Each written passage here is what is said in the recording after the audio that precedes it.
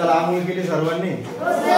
चला साबण घ्यायची, साबणीचा आकार बघायचा आहे आणि त्या आकारानुसार आपल्याला काय करायचंय, तिचं त्या असलेली जी साबण आहे ती किती मोठी आहे, तिची लांबी किती रुंदी आहे, तर या ठिकाणी तुमच्यासाठी मी इथं साबण घेऊन आलेलं आहे. साबण आहे संतूर. ठीक आहे, हे संतूरचं काही घेणं नाही, पण जनरल काय म्हटलंय आपलं गणित काय सांगतंय की एका इष्टिका चितीची आकाराच्या साबणाच्या वडीचे गणपत. एक साबण आहे, प्रत्येकाच्या घरी आहे ना साबण, जनरल आहे. समजून घ्या एका साबणाच्या वडीचे गणपत 150 घन सेंटीमीटर घन सेंटीमीटर आहे. तिची लांबी 10 सेंटीमीटर. ठीक आहे, लांबी या ठिकाणी 10 सेंटीमीटर आहे आणि रुंदी जी आहे ही रुंदी ही 5 सेंटीमीटर आहे. तर तिची जाडी किती असेल, तर तिची जी काही जाडी असेल, साबण छोटी का मोठी, ती आपल्याला जाडी या ठिकाणी काढायची. तुम्हाला सांगितलं होतं मी.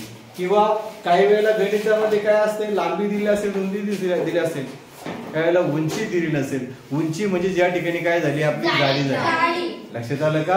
जाडी झाली. मग एक बाजू, दोन बाजू दिल्या असतात, तिसरी बाजू काढणं सहज सोपं आहे. परंतु या ठिकाणी आपला घनफळ सुद्धा दिलेलं आहे. म्हणून काय करायचंय, गणितात आपल्याला जे काही दिलेलं आहे ते अगोदर आपण लिहून घ्यायचंय.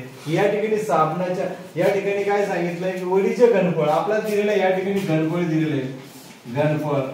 घनफळ बरोबर किती, 150 घन सेंटीमीटर. ओके, त्याच्यानंतर काय दिले आपल्याला, लांबी दिली आहे. ती लांबी लिहून घ्यायची. लांबी बरोबर 10 सेंटीमीटर सेंटीमीटर.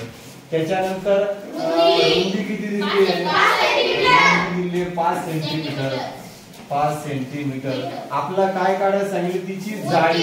जाडी म्हणजेच उंची काय. ठीक आहे, जाडी. ठीक आहे, जाडी म्हणजे या ठिकाणी आपल्याला काय काढायची आहे, उंची काढायची आहे. उंची किती.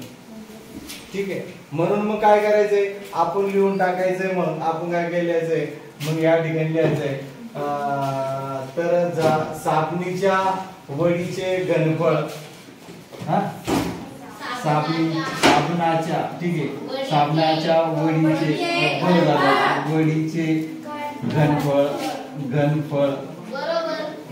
बरोबर काय, लांबी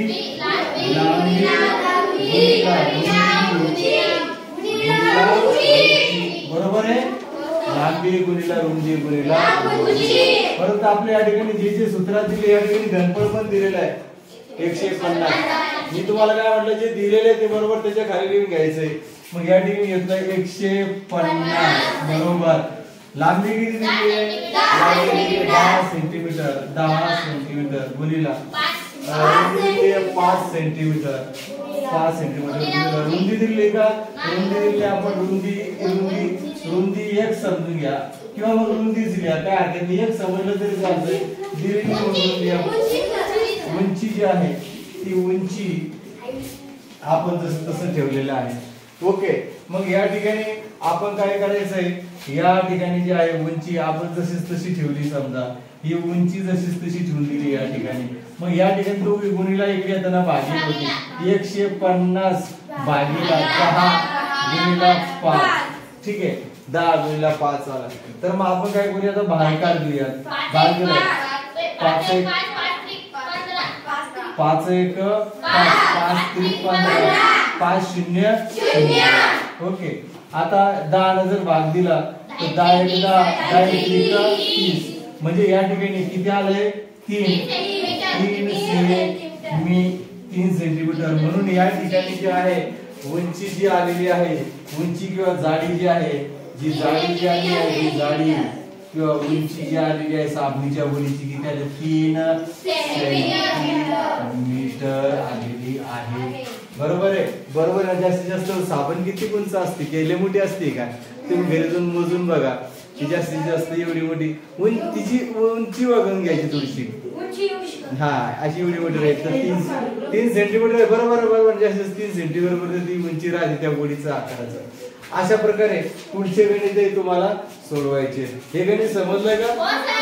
ओके, चला.